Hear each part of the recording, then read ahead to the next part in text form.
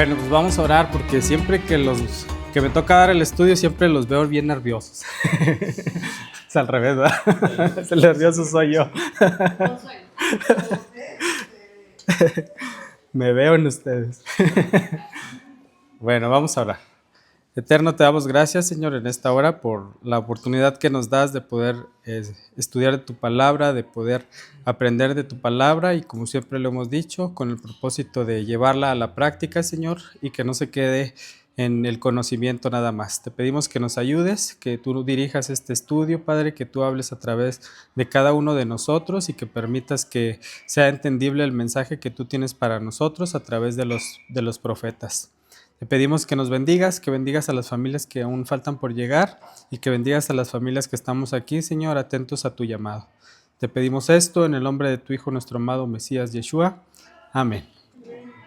Amén. Pues hoy vamos a estudiar el último de los profetas del Antiguo Testamento, el último de los profetas, a Malaquías le toca hacer el cierre de lo que son los profetas mayores y los profetas menores. Ya veíamos ahorita por qué mayores y por qué menores, por el contenido de sus textos en cada uno de ellos. Y pues Malaquías le toca hacer este cierre tanto del Antiguo Testamento como de los profetas.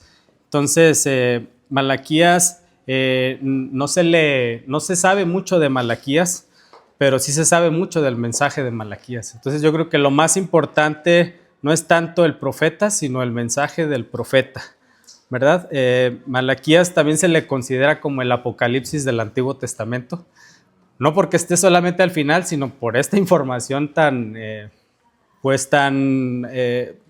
contundente que trae el Eterno hacia nuestras vidas.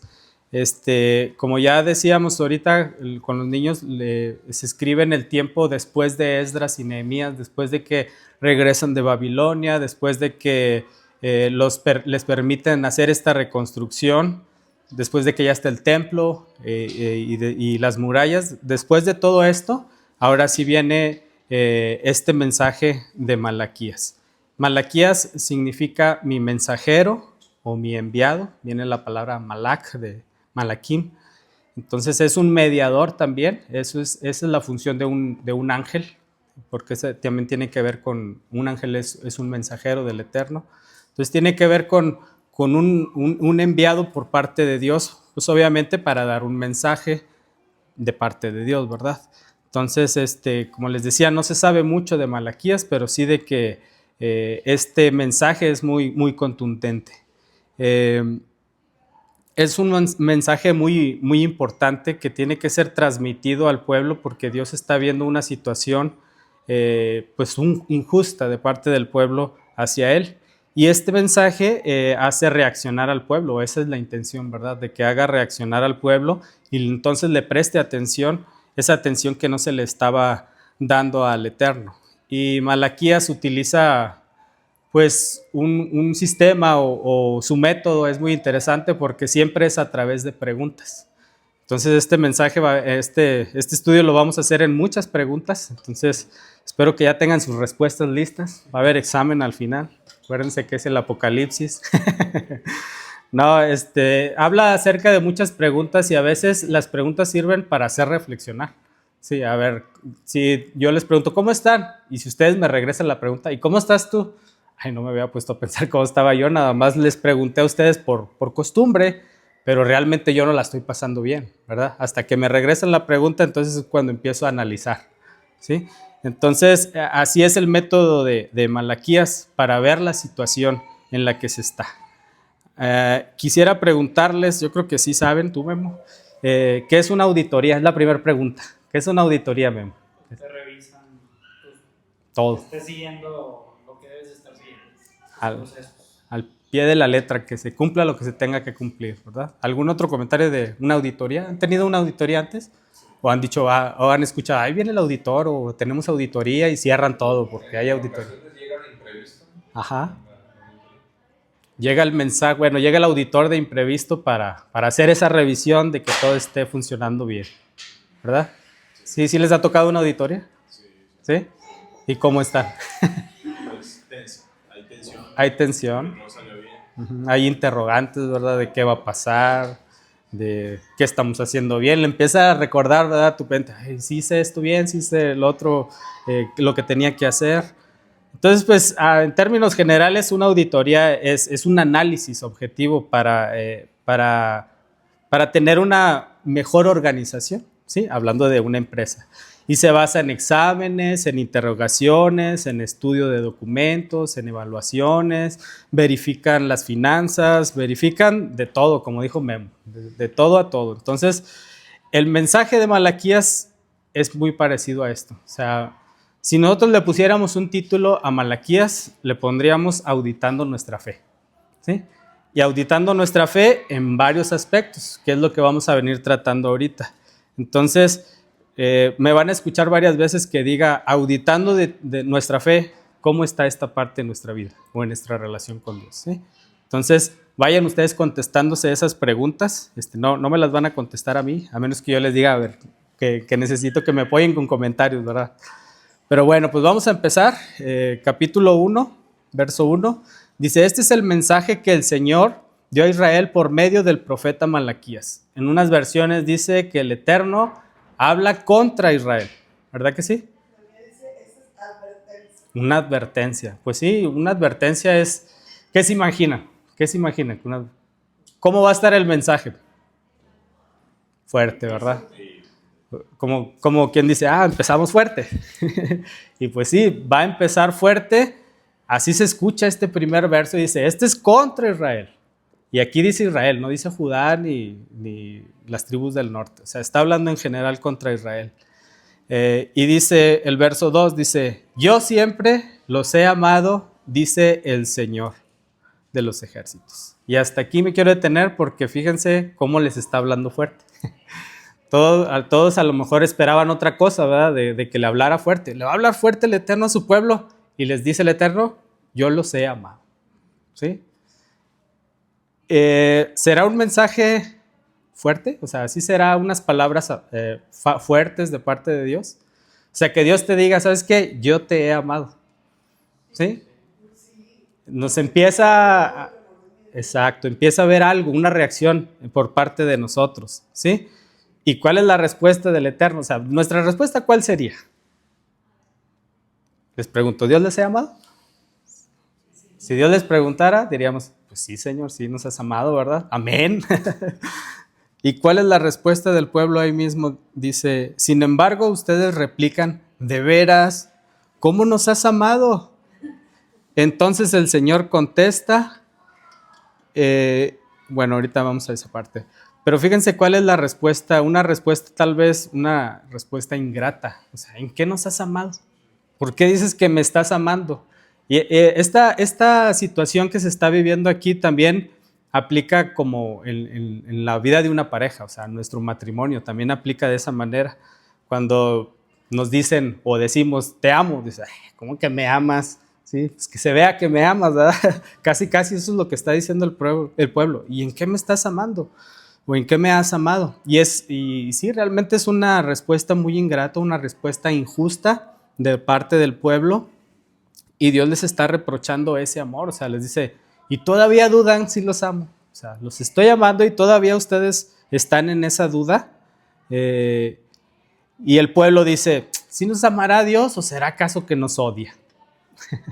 Imagínense todavía tener ese pensamiento de decir, no, se me hace que tú no me amas, Señor, que tú me odias y que no es amor lo que tú me estás dando a mí. ¿Ustedes creen que Dios nos esté castigando lo justo? O sea, cuando no lo merecemos, ¿ustedes creen que Dios nos castiga lo justo? Porque si decimos, no, pues no nos amas, Señor, ¿en qué nos has amado? Se vería algo injusto, ¿verdad? Así como, Señor, mira en las condiciones que me tienes y dices que me amas. Yo creo que eso no es amor. ¿O será que el Eterno ha sido misericordioso con nosotros y no nos ha dado realmente el castigo que merecemos? La misericordia es amor. O sea, realmente el Eterno se ha quedado corto en corregirnos en lo que debemos de corregir. Entonces aquí vemos que, volviendo al contexto, habían regresado del exilio, habían pasado situaciones muy difíciles, el pueblo batallaron para reconstruir el templo y todavía ellos, no sé si ellos en su cabeza se imaginen eso, ¿verdad? volviendo a todo lo que ha pasado con Israel, el holocausto y todo eso, y que piensen, pues yo creo que no nos ama, Señor, porque nos ha ido como en feria. O sea, no nos ha ido como creemos que tú nos dices que nos amas. Entonces eso también puede ser un mensaje para nuestras vidas, porque podemos estar pasando una situación difícil, una situación económica difícil, por enfermedad, no tenemos trabajo, y tal vez ese tipo de cosas nos lleguen a nuestra cabeza y podamos decir, no, se me hace que el Eterno no me está amando porque la estoy pasando muy mal, porque no me está yendo bien económicamente, en el trabajo, o etcétera, etcétera. Entonces pueden surgir esos tipos de dudas y ese reproche a Dios, ¿sí? Pero también pues pensemos de otra manera, o sea, si una vez nosotros llegamos a pensar que Dios no nos ama o no nos está amando, pues hay dos cosas en las que podemos pensar que son muy palpables. La primera es, estamos respirando y respiramos y ni siquiera cuenta nos damos. O sea, es tan maravilloso el amor de Dios que ni siquiera nos damos cuenta lo que cuesta estar conectado a un tanque de oxígeno, ¿sí? Y nosotros lo estamos haciendo gracias a Él, de una manera gratuita o por misericordia hacia nosotros, ¿sí? Y la otra es pues la prueba del haber dado a su Hijo. Ya estamos a punto de llegar a Pesaj cuando entramos en esta reflexión, donde realmente esa es la prueba más palpable de que Dios nos ama, a través de ese sacrificio de su Hijo por nosotros. Y bueno, pues vamos a... Yo aquí lo veo, o sea, desde el lado de papá con los hijos, también, ¿no? O sea, a los hijos les preguntas, ¿qué opinas de tus papás? Nomás me regañan. Sí. Pero, o sea, dan por sentado que los amas, por supuesto, que les das de comer, que les limpias, que los cuidas, que cuando los regañas es porque no están haciendo lo correcto. Y en su mente a lo mejor no me quieren porque siempre me regañan, ¿no? O sea, es como lo que traen en la cabeza, el reproche, por eso. Dicen, no, pues no me quiere porque me pega, porque me castiga, porque me regaña, porque me quita esto, me quita lo otro. Pero sabemos que también el Eterno al que ama corrige. Lo mismo pasa con el Padre, ¿verdad? Entonces es parte del amor. El amor es corrección. Y dice ahí en el verso 2, dice, al final dice, yo les he demostrado mi amor de la siguiente manera. Aquí el Eterno les contesta.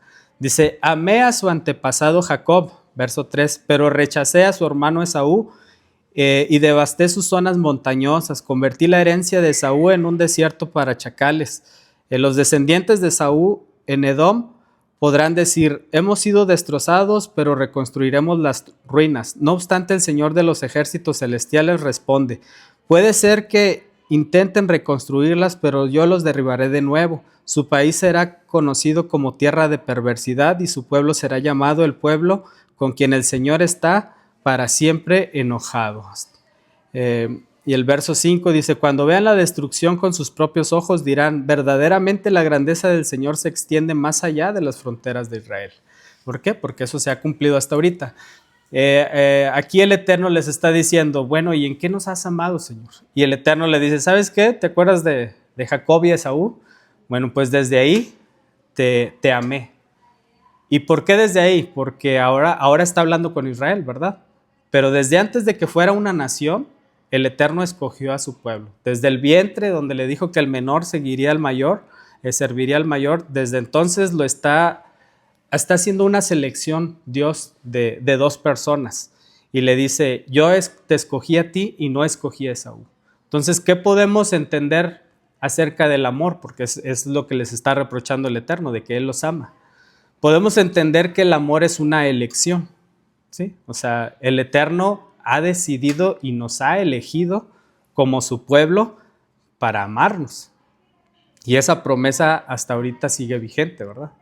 Esa promesa del amor incondicional, sin límites, como decíamos ahorita, como dice el verso 5, o sea, está ahí viva, está presente. Hemos sido escogidos y hemos sido amados por el Eterno. Entonces, esa es la prueba más grande de que el Eterno nos ha escogido, inclusive a nosotros, para ser parte de su pueblo desde antes de nacer. Entonces, ahí nos está diciendo el Eterno desde dónde surge este amor por su pueblo. Ahora, volviendo a Esaú, ¿cuáles eran las características de Esaú? ¿Cómo era Esaú? ¿Qué tipo de persona era Esaú? Traicionero. ¿Qué más? Ujú. Pelirrojo. Pelirrojo. Peligroso. Bueno, es una persona más carnal, ¿vale? Más compulsivo, pues era cazador. Ah, exacto. Ujú. Le interesa más satisfacer sus deseos en la carne, o sea, es más, más de buscar un placer, ¿sí? De yo quiero esto, yo lo voy a obtener, y tanto así, sí, rebelde, exacto, y tanto así que no valora lo que debe de valorar, como en el caso de Jacob. O sea, Jacob es una persona contraria a él, que él hizo hasta lo imposible por obtener la primogenitura, ¿sí?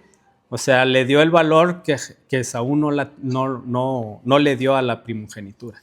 Entonces, de ahí vemos cómo Dios pues empieza a escoger personas, ¿verdad? Dice, bueno, pues yo creo que el carácter de una persona carnal no es de los que yo prefiero, porque no, si siguen así, ¿verdad?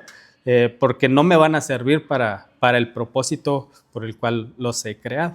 Entonces el amor de Dios, el Eterno, no tiene límites, y ahí empieza desde que ha seleccionado a Jacob en lugar de Esaú.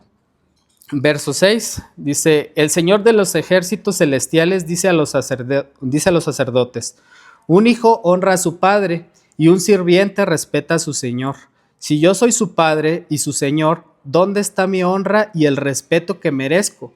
Ustedes han tratado mi nombre con desprecio y no obstante preguntan: ¿de qué manera hemos tratado con desprecio tu nombre? En otras versiones dice: ¿de qué manera hemos menospreciado tu nombre? ¿Sí? ¿Será que no se daban cuenta que lo estaban menospreciando? ¿O creen que sea un pretexto para justificarse? A veces cuando nos dicen, o cuando les decimos a nuestros hijos: ¿tú hiciste eso? No, pero yo no fui. O sea, fue, pero no lo puede aceptar, ¿sí? Pero eso no justifica de que no lo haya hecho, ¿sí? Entonces a veces ese es como estar a la defensiva ante las preguntas del Eterno, o ante nuestra propia realidad, ¿sí? Entonces ese es ponerse a la defensiva. Y pues el Eterno aquí le empieza a decir en el verso 7, dice: mostraron su desprecio al ofrecer sacrificios contaminados sobre mi altar. Y entonces preguntan: ¿cómo hemos contaminado los sacrificios?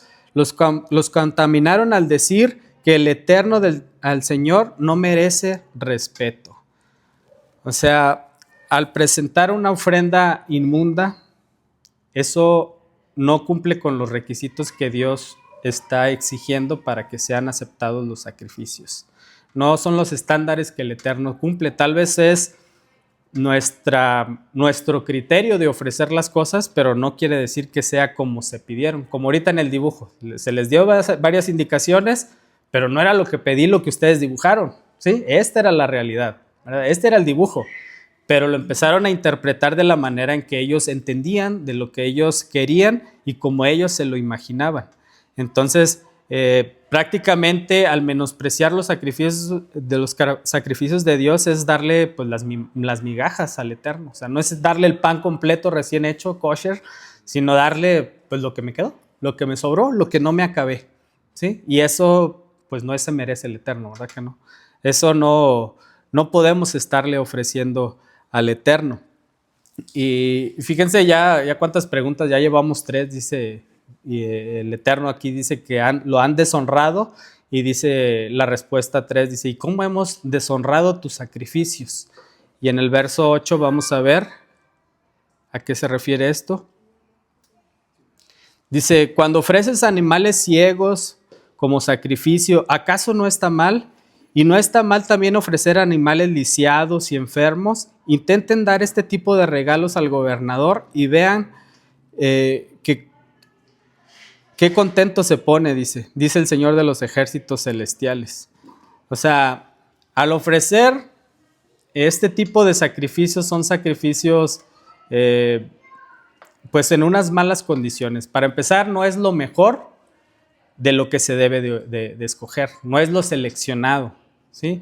Es al contrario, o sea, es lo que no me sirve, es lo que me sobra, es lo que no va a funcionar para mí.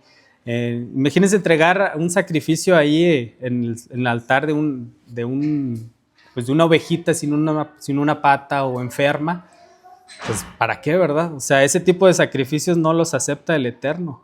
Eso es no tenerle respeto a Dios y no darle la honra que se merece. No podemos estarle sirviendo al Eterno, inclusive con flojera, o sea, de la manera de decir, no, pues el primero que encuentren, ni siquiera lo voy a buscar ni lo voy a cuidar. Al cabo el que sea, el primero que vea.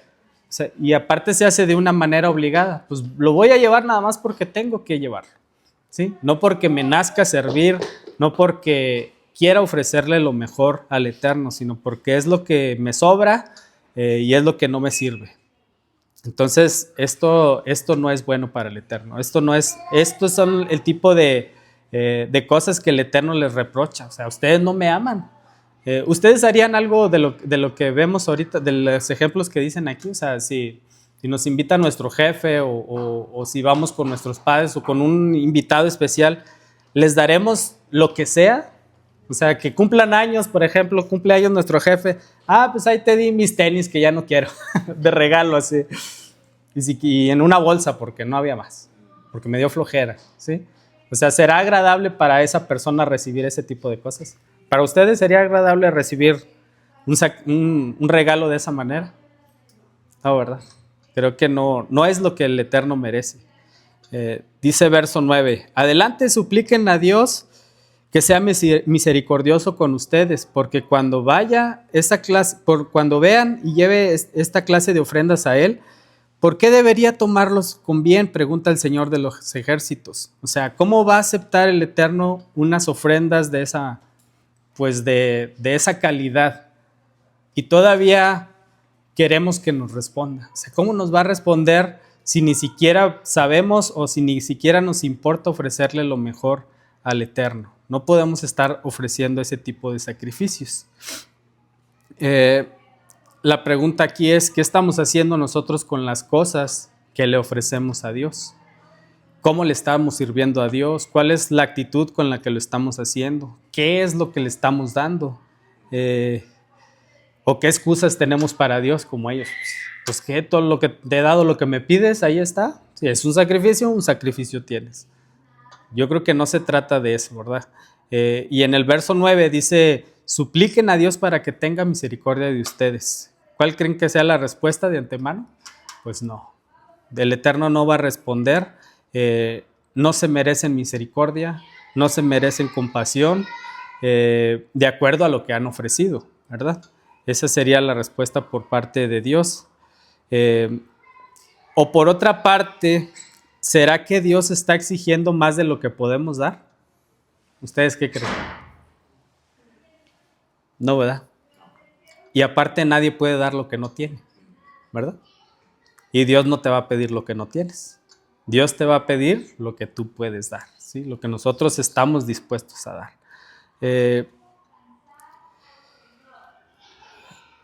Y tampoco podemos hacerlo a nuestra manera. O sea, tampoco podemos decirle, ¿sabes qué, Señor? Tú nada más pídeme hasta aquí, o tú nada más pídeme tales días, o tú nada más pídeme un tiempo pequeño porque es lo que te puedo dar, ando muy ocupado. Sí te lo doy, nada más que pues ajústate, ¿no? Ajústate adáptate a mi manera de vivir, a mis tiempos, a mis, pues no sé, a mi manera de servir. A mí así me gusta servir y así te puedo servir. ¿Cómo ves? Tampoco podemos limitar a Dios de esa manera. Ahí seríamos nosotros Dios, ¿verdad? Porque le queremos dar órdenes a Dios de cómo le debemos de servir a Él. Y Él sería el siervo. Sí, pues yo acepto lo que me digas, así como tú me lo pidas, así me ajusto. No es así Dios, no es la manera en la que Dios trabaja. Y tampoco Dios te va a pedir más de lo que no puedas dar, Dice el 10, dice, ¿cómo quisiera que alguno de ustedes cerrara las puertas del templo para que estos sacrificios despreciables no fueran ofrecidos? No estoy nada contento con ustedes, dice el Señor de los ejércitos celestiales, y no aceptaré sus ofrendas. Entonces aquí ya vemos clara la respuesta, porque no se aceptaron esas respuestas por la manera en que se daban este tipo de ofrendas. O sea, ese realmente no es amor, ¿o sí será amor? No es amor, ¿verdad? Entonces, auditando nuestra fe, ¿qué le estamos ofreciendo a nuestro Dios? cómo recibimos para nosotros estas palabras de Malaquías, ¿verdad? Porque sabemos que están para el pueblo y creo que todos nos consideramos pueblo de Dios. Al menos por eso estamos aquí, ¿verdad? Porque somos el pueblo de Dios. ¿Qué le responderíamos a Dios nosotros de acuerdo a lo que le hemos ofrecido? ¿Cómo sería nuestra respuesta hacia Él? ¿En qué te hemos menospreciado tu nombre? ¿Serán las mismas respuestas o ya mejor la pensamos? Ya como Job, me callo la boca mejor, Señor. Bueno, entonces aquí vemos que realmente sí son palabras duras, son palabras fuertes, palabras contundentes, pero también son palabras necesarias, ¿sí? Son palabras para reaccionar, palabras para meditar, y no nada más para eso, sino para que nos lleven a tomar acciones, ¿sí? Para hacer un cambio en nuestras vidas. Así, ese es el propósito del libro, no son regaños, son llamadas de atención, porque está hablando contra Israel. Y pues, como dicen también ahí, el que nada debe, nada teme, ¿verdad? O sea, es que si no aplica para nosotros, pues no temamos. Ahorita vamos a ver más versos que a lo mejor sí aplican para nosotros. Bueno, dice el verso 11, dice, sin embargo, mi nombre es honrado desde la mañana hasta la noche por gente de otras naciones. En todo el mundo ofrecen incienso dulce y ofrendas puras en honor a mi nombre, pues mi nombre es grande entre las naciones, dice el Señor de los ejércitos celestiales. Entonces, mientras unos están despreciando los sacrificios del Eterno, otros están aprovechando la oportunidad que Dios les da y entonces les sirven de todo corazón. Es donde se les sirve en espíritu y en verdad, con alabanza, con danza, con agradecimiento, con gozo, que esto sí aplica para nosotros, ¿verdad? Aquí estamos. Mientras aquellos están despreciando su nombre, nosotros estamos sirviéndole al Eterno. Entonces, que así sea. Aprovechemos ese tiempo que Dios nos da de poderle bendecir, de poderle servir mientras Él pueda ser servido. Mientras pueda ser hallado, también busquemos ese tiempo de buscarlo. Dice el verso 12, ustedes en cambio deshonran mi nombre con sus acciones al traer alimentos despreciables, declaran que no está mal deshonrar la mesa del Señor. Verso 13, ustedes dicen, es demasiado difícil servir al Señor y consideran un fastidio mis mandamientos, dice el Señor de los ejércitos celestiales. Imagínense, están presentando animales robados, lisiados, enfermos como ofrenda. ¿Debo aceptar esta clase de ofrenda de ustedes? Pregunta el Señor de los ejércitos. ¿Cómo ven? ¿Qué contestaríamos a esto? ¿Será esto lo mejor que podemos dar? ¿Nosotros? Hablando de nosotros. ¿Será que Dios se merece el lisiado, el cojo, el enfermo? ¿Se merecerá las sobras de lo que nosotros tenemos? ¿No?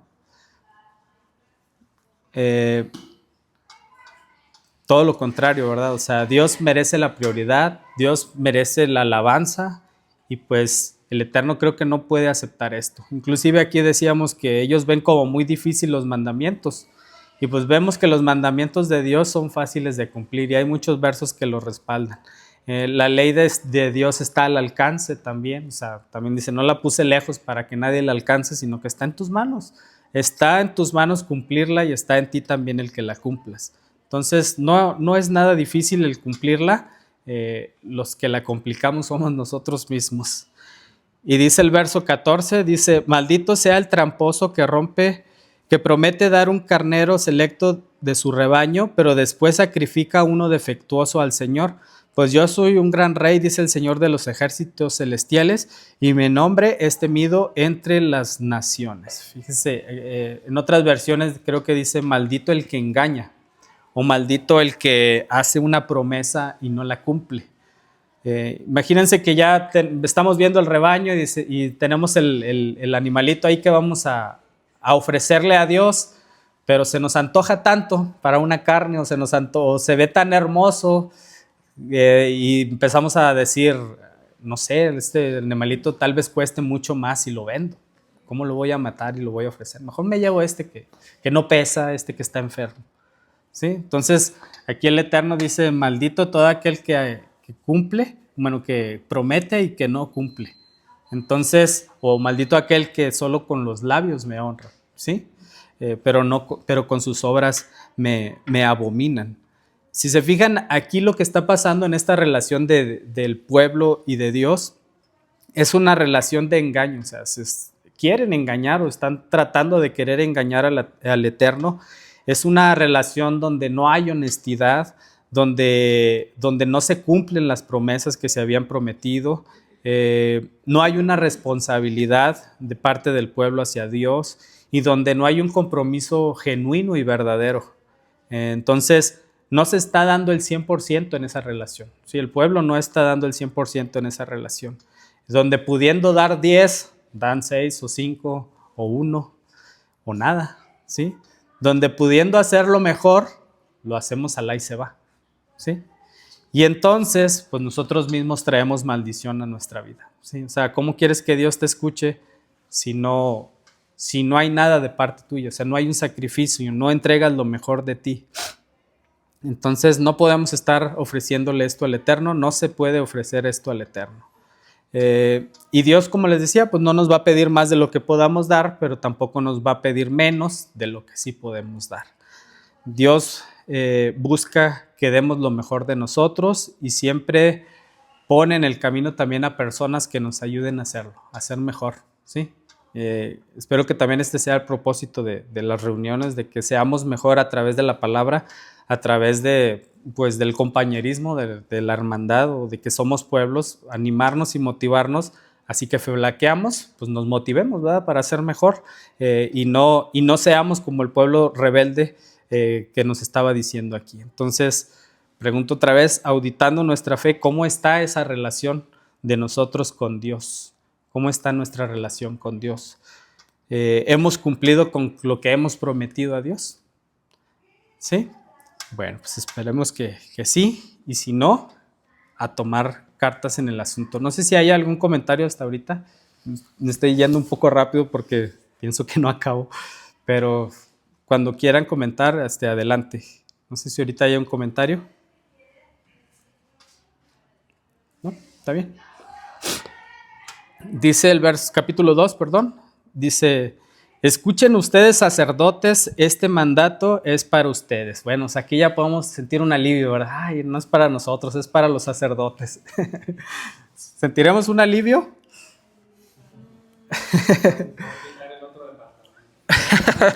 ya le echaron la culpa a alguien más. Bueno, aquí Dios hace un llamamiento o un llamado de carácter de urgencia a los sacerdotes.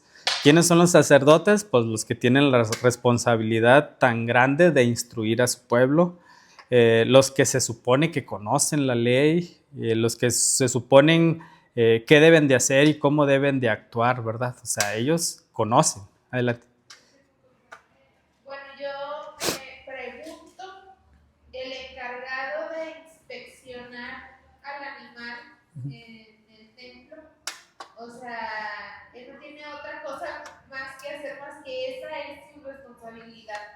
O sea, cómo él permitía y saltaba las reglas, precisamente si él era el que conocía las reglas. Los demás, el pueblo a lo mejor podría decir, bueno, no sabía. No, o sea, sí sabían, pero como que si el que está ahí puesto para eso no le importa, porque a mí habría de importarme, pues. O sea, si él salta sus propias reglas que él específicamente debe de estar cumpliendo. Entonces, eso es muy extraño. El sacerdote mismo fue el que ponía orden. Uh-huh. O sea, exacto. Te llevan un animal así y tú lo aceptas. O sea, ahí es donde tú decir, alto, esto no. Entonces, ahí es una responsabilidad muy grande y también cargaba, o sea, más pecado, supongo yo, porque tú estás puesto para eso, es tu obligación. Claro, si quieres que tu ofrenda sea acepta, pues debes de llevarlo mejor para empezar y el sacerdote debe de examinarlo. Ese es el deber ser, pero solamente que no se hacía. O sea, por eso el Eterno le dice, pues ustedes están menospreciando mis sacrificios, no les interesan mis sacrificios, aceptan lo que quieren. O sea, ellos realmente ahorita vamos a ver más adelante cómo estaban realmente perdidos ya en la instrucción, o sea, ya no eran nada temerosos. Pero volviendo a esto que es muy importante, o sea, sí, ellos son la autoridad, deberían de ellos poner cartas en el asunto y tomar acciones. Pero también regresando a nosotros, pues nosotros en Éxodo 19, del 5 al 6, dice que nosotros también seremos un reino de sacerdotes. ¿Y qué te hace un sacerdote? También te lleva a ser santo, ¿sí? O sea, nosotros también tenemos esa responsabilidad de sacerdotes como para filtrar. Es más responsabilidad, porque ahorita nosotros no contamos con alguien que nos esté viendo Exacto. y nos diga, alto, esto no dice el Señor. Exacto. Nosotros somos responsables de nosotros mismos. Exacto. Tú tomas esa función de sacerdote y empiezas a filtrar lo que es bueno, por ejemplo, filtrar qué es bueno para tus hijos, ¿sí? O sea, uno empieza a decir, oye, esto que estás viendo no está bien. Como sacerdote estás inspeccionando y estás revisando qué es kosher para Dios, qué es apto y qué no es apto. Entonces tomamos esa responsabilidad, entonces aquí descartamos el otro departamento y regresamos con nosotros otra vez. O sea, el privilegio de haberse roto ese velo y que nosotros nos podamos acercar directamente a Dios también ha conllevado una gran responsabilidad de hacernos nosotros mismos nuestro propio sacerdote. Sí, y además que somos el templo del Eterno. O sea, no nada más somos sacerdotes, sino que somos todos, todo el paquete completo. Somos el templo como somos lo que opera dentro de ese templo. Eso lo dice 1 Pedro 2:5. Dice que ustedes son las piedras vivas con las cuales Dios edifica su templo. Dice, su templo espiritual. Dice, además somos sacerdotes santos por la mediación de Yeshua. Entonces, pues sí, este mensaje que viene, pues también es para nosotros, además de para los sacerdotes. Dice el verso 2, dice, escúchenme y decidan honrar mi nombre, dice el Señor de los ejércitos celestiales, o enviaré una maldición terrible contra ustedes, maldeciré hasta las bendiciones que reciben. En realidad ya las he maldecido porque ustedes no han tomado a pecho mi advertencia. Bueno, dice, porque no se han decidido de corazón. No sé cómo dicen sus versiones el verso 2. No se han decidido a honrarme. Ok, no se han decidido a honrarme. ¿Cómo dicen alguna otra versión? ¿La tuya, Mayra? El verso 2, ¿cómo empieza?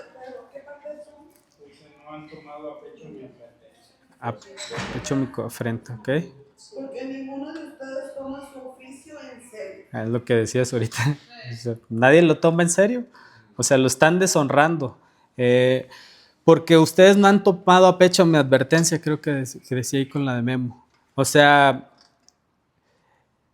implica que ustedes no han alabado, que ustedes no han obedecido, que ustedes no han respetado las cosas del Eterno, que ustedes no tienen admiración por mí, que a ustedes no les interesa el servicio, no les interesa glorificarme. O sea, solamente están personas ahí trabajando, pero sin ningún propósito, sin ningún objetivo, solamente siguiendo protocolos, siguiendo normas, sin ningún beneficio, solamente por costumbre. También eso pasa en las relaciones, ¿verdad? O sea, ya nomás por costumbre, no por estar bien, sino por costumbre. Yo creo que hay que ser cuidadoso en eso porque es eso, se vuelve uno como, le pierdes como el temor, el respeto, la importancia. Sí, por ejemplo, en la alabanza, ¿sí? Inclusive en un ensayo, el equipo de alabanza tiene que tomárselo en serio, ¿sí? Porque ahí está la presencia de Dios, ¿sí? En una alabanza, en un ensayo no puede haber jueguitos, ¿sí? O sea, hay que tomárselo en serio. Entonces eso como que se institucionaliza por tanta repetición que ya lo hacemos como que automático. Exacto, ¿sí? en automático. Y no le damos como el respeto pues al Señor en ese sentido. Entonces, aún nos estemos evaluando, creo que debemos pedirle a Dios que nos muestre si nosotros no lo vemos, inclusive. Porque a veces podemos estar, ¿verdad?, en nuestra verdad, diciendo y haciendo o llevando esa ofrenda al Señor, y que perfecta y que la mejor, pero no no sabemos. A lo mejor el Señor dice, como en el capítulo 1, preferiría que cierren el templo. Sí, exacto. Para que no quemen. O sea, y no está diciendo, prefiero que ni sirvas. Cierto. Prefiero que no vengas conmigo. Si me vas a ofrecer eso, pues ¿para qué lo quiero, verdad? ¿Para qué lo quiero? Mejor no haga nada. Y sí, pues, ¿qué más es no servir de corazón a Dios? O sea, ya vimos esto, por la costumbre, podemos decir, el compromiso, o sea, solo por cumplir, porque no nos queda de otra, ¿verdad? Porque nacemos tal vez en eso y pues no nos queda de otra, o en hacer las cosas sin querer hacerlas, como ofrecer esos sacrificios malos, hacerlas por obligación, siendo pesimista también, porque a veces estamos en un lugar dizque adorando a Dios y ya va a empezar esto, ya va a empezar lo otro, etcétera, etcétera, ¿verdad? Y ya viene una actitud de pesimismo que ya no estás disfrutando, o sea, ya no estás gozando o ya no estás sirviendo, o ya no te sientes bien delante de la presencia de Dios. Y bueno, pues son quejas constantes. Todo esto viene a ser algo que no es de corazón el servicio a Dios. Una queja constante. Híjole, ya llegó otra reunión. No se crean. Ya llegó otra reunión de las ovejas. Bueno, o sea, eso sería servir de una manera pesimista o de un corazón que no le agrada a Dios. Pero dice Colosenses 3:23, dice, y todo lo que hagáis, hacedlo de corazón como para el Señor y no para los hombres. ¿Sí? Pues yo creo que ahí cuando los sacerdotes estaban ofreciendo y no les interesaba, pues al cabo es tuyo. O sea, ya lo veían así de que era entre ellos, ¿sí? No era para Dios. Y todo lo que nosotros hagamos sí debe de ser así, como entregado para Dios. Bueno, entregado para Dios. De hecho, la Nueva Traducción Viviente dice, trabajen de buena gana, ¿sí? En todo lo que hagan, como si fuera para el Señor y no para la gente. Y así es como debe ser. O sea, si tú haces un bien, o también hay una frase de eso que dice, haz el bien sin mirar a quién, ¿verdad? Pues sí, o sea, no lo hago porque eres tú, lo hago porque sirvo al Señor. ¿Sí? O sea, tengo misericordia de ti, te comparto esto, o inclusive hasta te digo, oye, ¿sabes qué? Creo que esto no está bien. O sea, no lo hago por ti, sino por servir al Señor también. O sea, eso es lo principal. Entonces no podemos estarle ofreciendo tampoco lo mejor al hombre y después ofrecerle las obras a Dios, ¿sí? No podemos quedar bien delante de los hombres y hacer a un lado a Dios.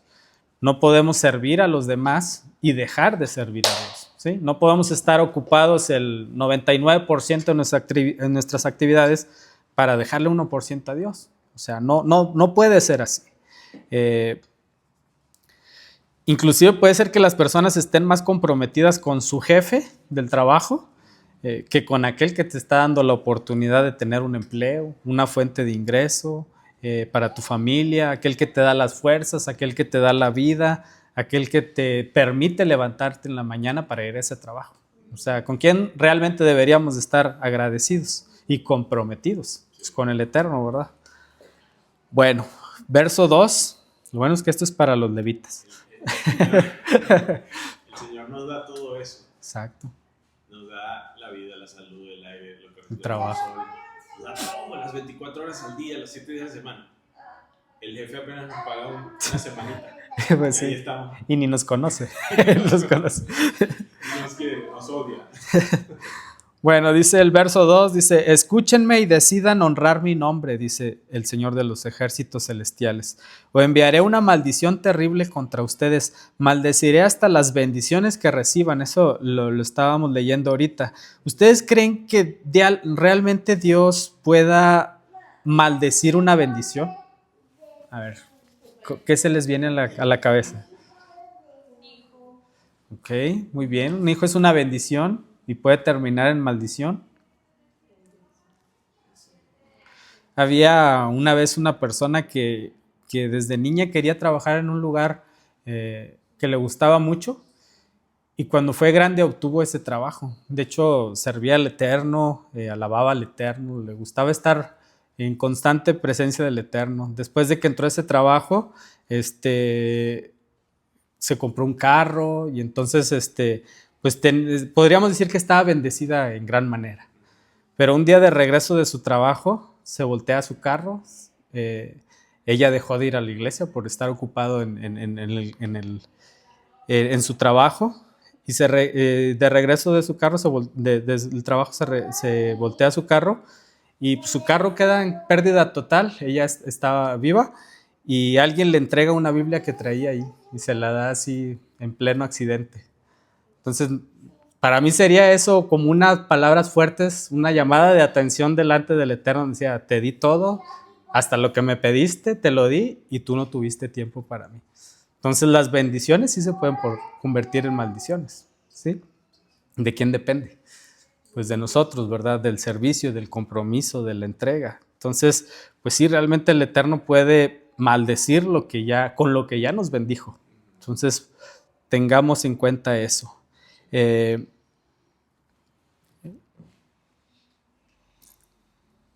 Dice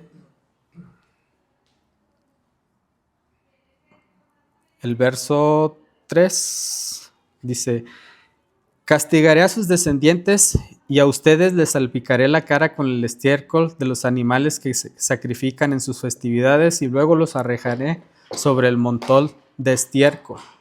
Entonces por fin sabrán que fui yo quien les envió esta advertencia para que mi pacto con los levitas continúe, dice el Señor de los ejércitos celestiales. O sea, pues yo creo que no hay que esperar, ¿verdad?, a que pase esto para poder entender esa advertencia de Dios. No es necesario llegar a ese punto si es que queremos seguir este consejo del Eterno. Y aquí, como decíamos ahorita, dice el Eterno que Él maldecirá nuestra descendencia. O sea, yo creo que nosotros lo que mejor queremos es que a nuestros hijos les vaya bien, ¿verdad? No que nuestros hijos batallen como alguna vez batallamos nosotros o que caigan en los errores que nosotros caemos, ¿verdad? Nosotros no queremos que nuestra descendencia sea maldecida, pero el Eterno eso puede hacer si no se está cumpliendo con lo que se debe de cumplir. O sea, si no estamos cumpliendo con las promesas que Él ya nos hizo y si nosotros no estamos cumpliendo con esa otra parte de la promesa. Dice el verso del 4 al 7, dice, entonces por fin sabrán que fui yo quien les envió esta advertencia. Ya lo leímos. Dice el verso 5, el propósito de mi pacto con los levitas es darles vida y paz, y eso fue lo que les di. De ellos se requería que me reverenciaran, y lo hicieron en gran manera.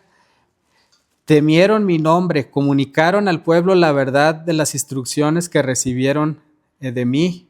No mintieron ni estafaron, anduvieron conmigo y llevaron vidas buenas y justas e hicieron volver a muchas personas de su vida pecaminosa. La palabra que sale de la boca de un sacerdote debería conservar el conocimiento de Dios y la gente debería acudir a él para recibir instrucción, porque el sacerdote es el mensajero del Señor de los ejércitos celestiales. Bueno, pues cuando los levitas hacían su trabajo, pues todo les iba bien, ¿verdad? ¿Por qué? Porque cada quien tomaba lo que le correspondía, ellos tenían el privilegio de ser representantes de Dios y tenían esa autoridad de poder tomar decisiones y acciones ante el pueblo, podían decidir qué estaba bien y qué estaba mal. O sea, las cosas marchaban bien cuando ellos se ponían a trabajar en lo que debían de trabajar, cuando ellos hacían las cosas de buena gana, de buen ánimo, comprometidos, sirviendo al Eterno, pero siempre hay un pero. En el verso 8 y 9 dice, no obstante, ustedes sacerdotes han abandonado los caminos de Dios. Sus instrucciones hicieron que muchos cayeran en pecado, corrompieron el pacto que hice con los levitas, dice el Señor de los ejércitos celestiales. Por lo tanto, yo los he vuelto despreciables y los he humillado ante los ojos de todo el pueblo, pues no me obedecieron, sino que mostraron favoritismo en su forma de llevar a la práctica mis instrucciones. Bueno, pues aquí ya vemos que ellos, como decíamos ahorita, como lo que te decías ahorita, Diana, de que sabían cómo hacerlo, pero no lo hacían como tenían que hacerlo. Entonces, Hicieron favoritismo, los políticos. exacto. Sí, y no dudo que esos que tenían dinero eran los que ofrecían lo peor de su sacrificio, porque sus ojos estaban en aquel bonito que costaba más, en aquel que ejercía más valor para él, y decían, pues esto no me sirve, esto lo puedo desechar, ¿sí?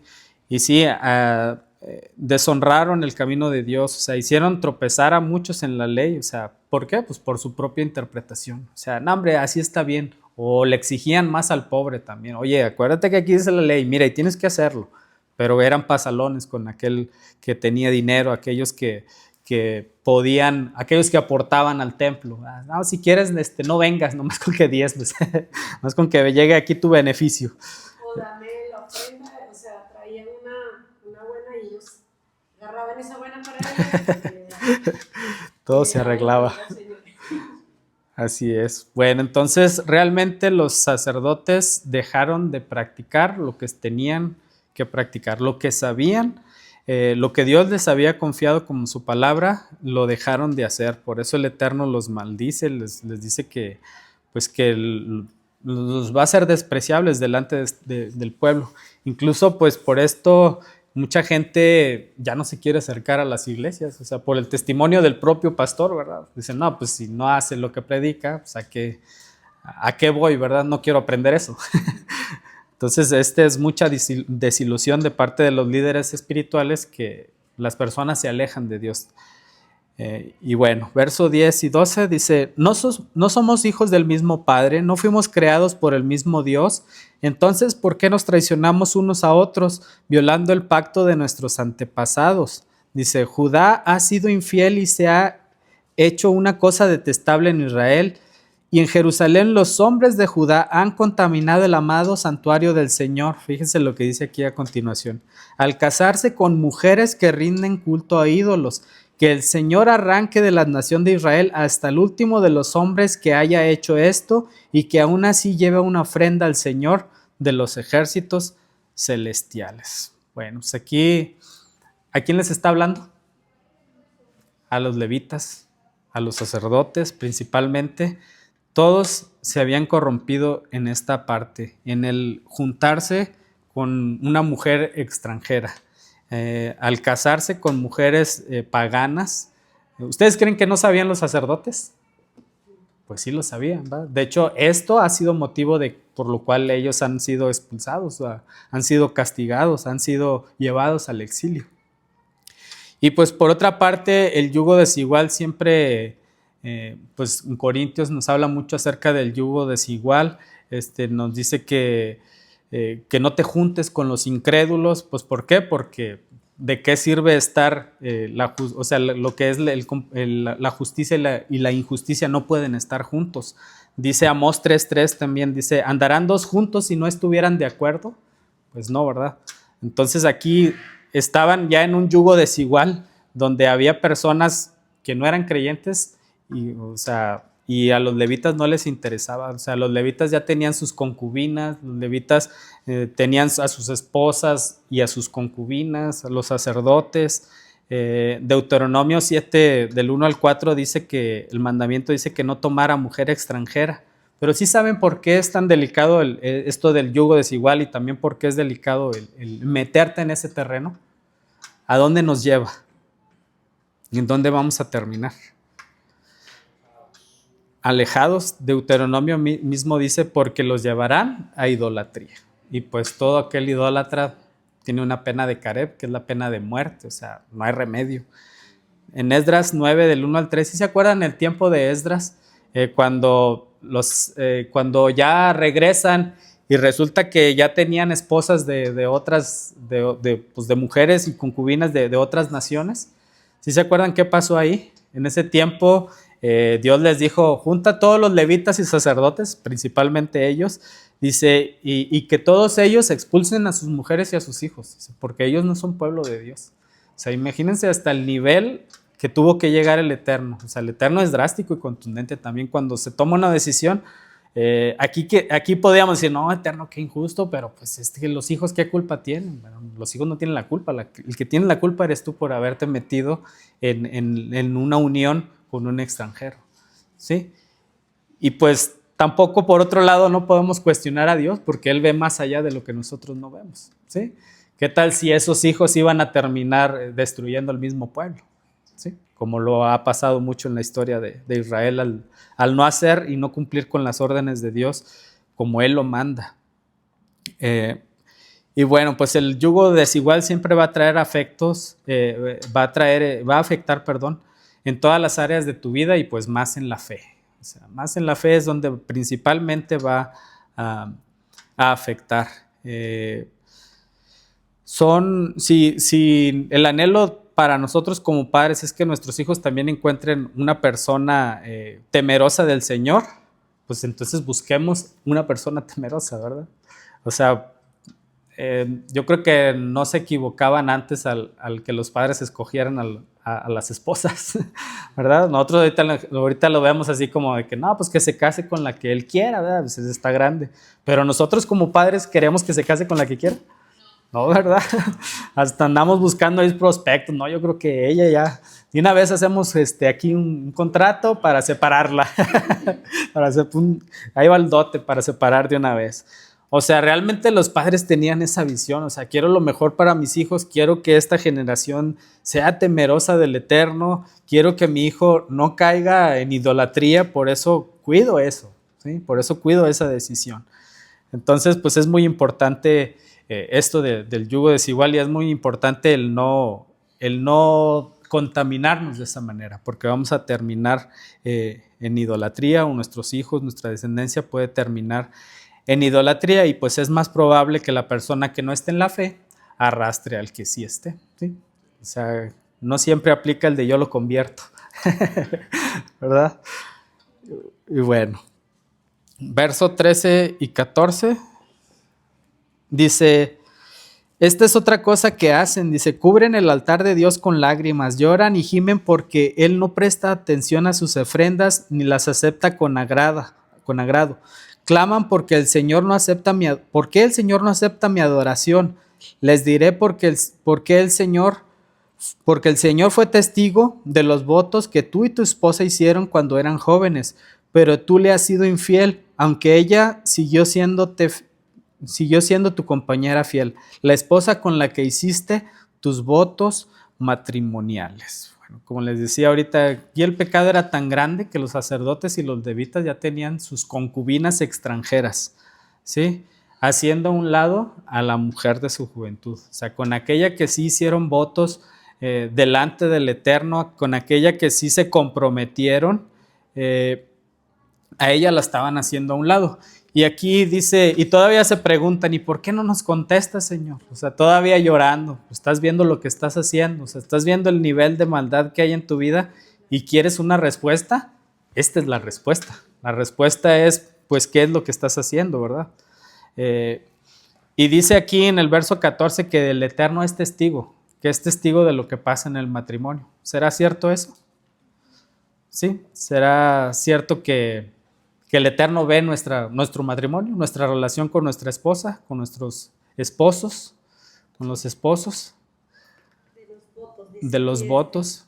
Uh-huh. Sí, dice, por esos votos que rompieron delante del Eterno. Los hiciste con Él y los rompiste delante de Él, del Eterno. Entonces, si una vez si nos llegamos a preguntar que por qué el Eterno no contesta nuestras oraciones, pues veamos cómo está nuestra relación con nuestra pareja, en nuestro matrimonio.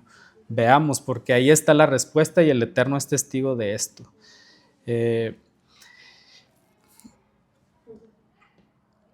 Dice, ¿ya leímos el 15? Dice el 15, ¿no te hizo uno el Señor con tu esposa en cuerpo y en espíritu? Ustedes son de Él, dice. ¿Y qué es lo que Él quiere? Que de esa unión quiere hijos que vivan para Dios. Por eso guarda tu corazón y permanece fiel a tu esposa, a la esposa de tu juventud. Por eso el Eterno quiere que seamos fieles, por la descendencia que vamos a tener. ¿Sí? O sea, que si casándote con el yugo desigual no te asegura que los dos sirvan al Señor, ahora menos con hijos. ¿Sí? O sea, es como que se va haciendo más grande el problema, ¿verdad? Entonces, por eso es bueno buscar una descendencia santa, una descendencia que adore al Eterno, hijos que vivan y que sirvan a Dios, o sea, que desde ahorita les estemos inculcando este temor a Él, el servicio, la adoración, la reverencia, la seriedad de las cosas, como decías ahorita, Aquilino.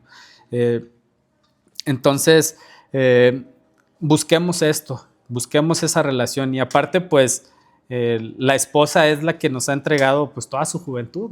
Como varones, pues ellas llevan la la carga de los hijos y ahí van varios años consumidos, ¿verdad, Memo? Entonces, ellos le estamos quitando su juventud de alguna manera. Entonces, seamos fieles a nuestra esposa también. Dice el verso 16. Pues yo odio el divorcio, dice el Señor de los ejércitos. Divorciarse de tu esposa es abrumarla de crueldad, dice el Señor de los ejércitos celestiales. Por eso guarda tu corazón y no le seas infiel a tu esposa. Ustedes han... bueno, hasta el 16. Dice que el Eterno odia el divorcio. Entonces, ¿el divorcio qué es el divorcio? Pues es la disolución de esa institución tan importante para Dios, ¿verdad? O sea, no hay mejor cosa que haya creado el Eterno que esta unión entre los dos. Y donde les dice el Eterno es que los dos ya son uno. O sea, imagínate tú, Aquilino, que te quiten la mitad de ti, todas tus extremidades. Pues ya no es lo mismo, ¿verdad? Ya no funcionas igual, ya no son el equipo que deberían de funcionar. Entonces, por eso dicen, es que no son dos, los dos son uno y hacen un equipo, hacen un complemento.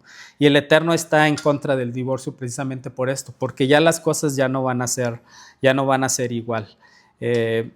Aunque claro que sí, no quiere decir que esté prohibido el divorciarse, pero también tiene que ser de manera legítima, o sea, de acuerdo a las leyes de Dios, no a los divorcios express que te ofrecen actualmente, ¿verdad? Divorcio en 24 horas o en 3 horas, o etcétera, etcétera. O inclusive por razones que no son ni siquiera aceptables, ¿verdad? No, pues es que se le quema el agua.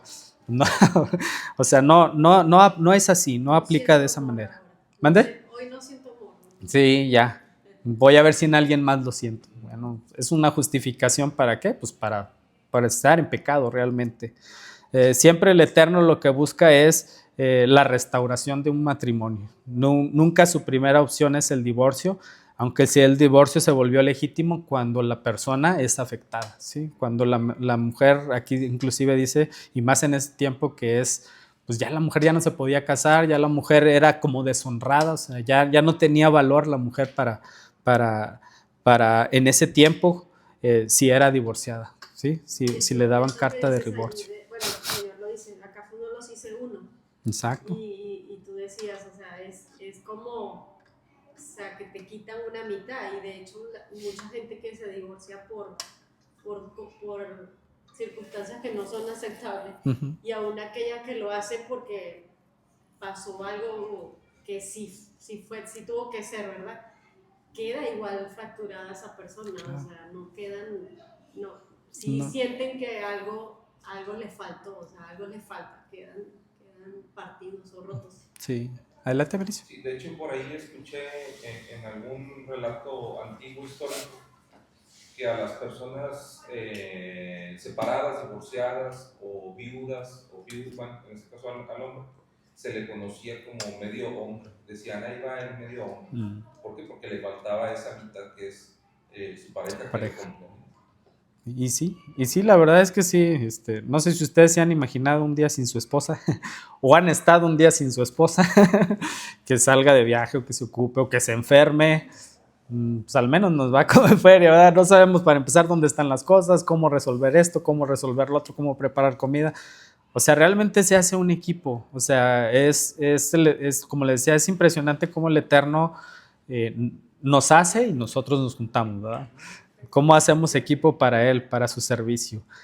Pero bueno, aquí el mensaje de Malaquías es un mensaje muy importante y un mensaje que habla, pues, de manera personal a nuestras vidas, ¿verdad? Él nos dice cómo mejorar nuestra relación con Dios. Es una carta de mucha honestidad, ¿sí? A ver, vamos a poner las cartas sobre la mesa y vamos a hablar esta situación. Es como le digo, es como una relación de pareja. A ver, vamos a sentarnos sin platicar, sin gritarnos, sin que te vas, sin que te enojas. Vamos a ver qué es lo que está pasando. Y esta es una carta así, de mucha honestidad, bueno, un mensaje de mucha honestidad. Dice, ¿por qué? Pues porque la relación no está bien. Es una relación que se está fracturando, es una relación que no mejora. Es una relación donde el Eterno les reclama ese amor y Él no se siente comprometido, no se siente correspondido por parte de su pueblo. No ve que haya esa respuesta de parte de ellos para poder demostrarle el amor que ellos sienten por Él, por el Eterno. Entonces, volviendo a lo que les decía, auditando nuestra fe, cómo está nuestra lealtad y cómo está nuestra fidelidad con Dios. Y auditando nuestra fe, cómo está nuestra lealtad y nuestra fidelidad con nuestras esposas, con nuestros esposos, con nuestra pareja, cómo está esa relación con nuestra pareja. Tomando el comentario y la reflexión que decías de que el matrimonio, Dios lo ve como algo muy especial, ¿verdad? Como una institución que Él crea, un diseño de Él. Yo creo que como esposos, como matrimonio, también tenemos que saber que el día que cometamos un error, el día que